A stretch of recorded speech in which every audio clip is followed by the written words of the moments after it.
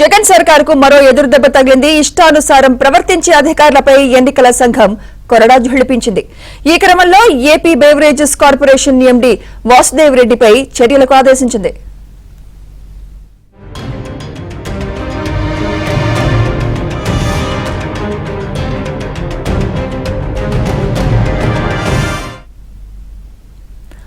వాసుదేవ్ రెడ్డిని బదిలీ చేస్తూ ఉత్తర్వులు ఇవ్వాల్సిందిగా ఏపీ ప్రభుత్వానికి ఈసీ ఆదేశించింది. మరి కాసేపట్లో ఉత్తర్వులు వెలువడే అవకాశం ఉంది. ఆయన్ను ఎన్నికల విధులకు సంబంధం లేని పోస్టుల్లో నియమించాలని ఈడీ ఉత్తర్వులిచ్చింది.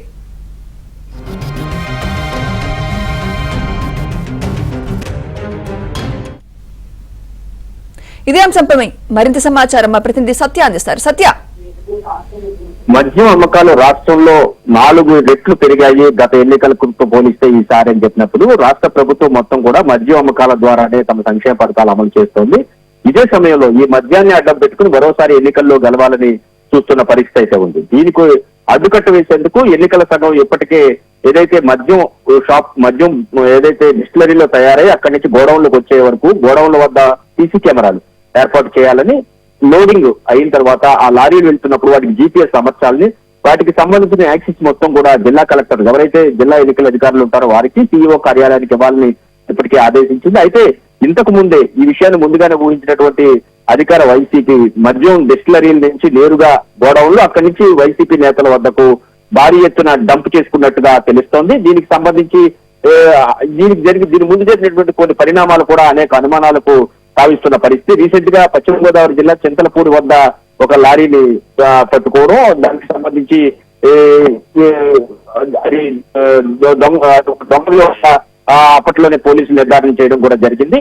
అయితే ఇలాగా పట్టుకున్న లారీలు ఈ విధంగా పట్టుకుంటున్నారు తప్పించి పట్టుకోకుండా వదిలేసిన లారీలు ఎన్ని బయటకు వెళ్ళిపోయాయి అనేది కూడా తెలియని పరిస్థితి అయితే ఉంది. మరోవైపు మద్యానికి సంబంధించి బార్ కోడింగ్ వేసే మిషన్ పనిచేయలేదని కొన్ని రోజుల పాటు నిర్ధారణ చేసిన పరిస్థితి అయితే ఉంది. ఆ సమయంలో బయటకు వచ్చిన మద్యం సీసాలు ఎటు వెళ్ళాయి అనే అనుమానాలు కూడా చాలా ఉన్నాయి. ఈ మొత్తం వ్యవహారాన్ని ఆ ప్రభుత్వానికి అనుకూలంగా ఆది నుంచి అనుకూలంగా వ్యవహరిస్తూ మద్యం వ్యవహారంలో A to Z గా ఉన్నటువంటి ఎండీ వాసుదేవ్ రెడ్డి నడిపారనే ఆరోపణలు అయితే విపక్షాలు గట్టిగా వినిపిస్తున్న పరిస్థితి. దీనిపైన అనేక మార్లు బహిరంగంగానే గలవెత్తిన పరిస్థితి. దీంతో ఈ మొత్తం విషయాన్ని పరిశీలించిన ఎన్నికల సంఘం కొద్దిసేపు క్రితం ఎండీ వాసుదేవ్ రెడ్డిపై కొరడా జులిపించింది.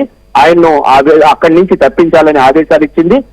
ఎన్నికల విధుల్లో అంటే ఎన్నికల ప్రక్రియ మొత్తం పూర్తయ్యే వరకు ఆయనకి ఎటువంటి ఎన్నికల విధులు కూడా అప్పగించొద్దని పూర్తి స్థాయిలో ఆదేశించిన పరిస్థితి అయితే ఉంది. దీనికి సంబంధించి రాష్ట్ర ప్రభుత్వానికి ఆదేశాలు కొద్దిసేపు క్రితం వచ్చాయి.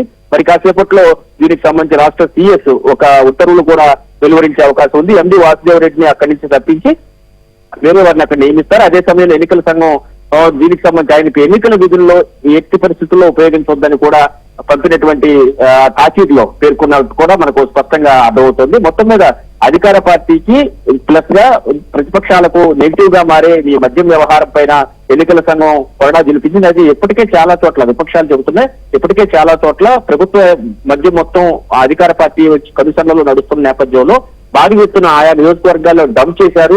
ఆ మద్యం భారీ ఎత్తున ఆ నియోజకవర్గాలకు కలిపి రేపు ఎన్నికల్లో విపరీతమైన ప్రభావం ఈ మద్యం చూపిస్తుంది.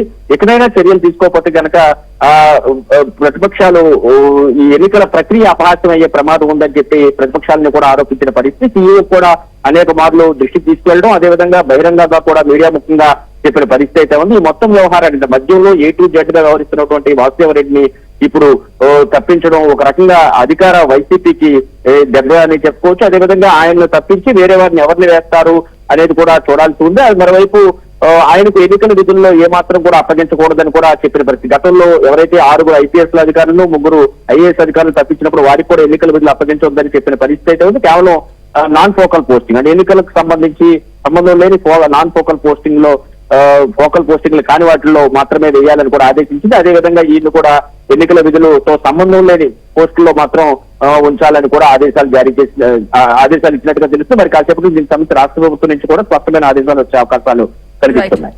Right, thank you Satya.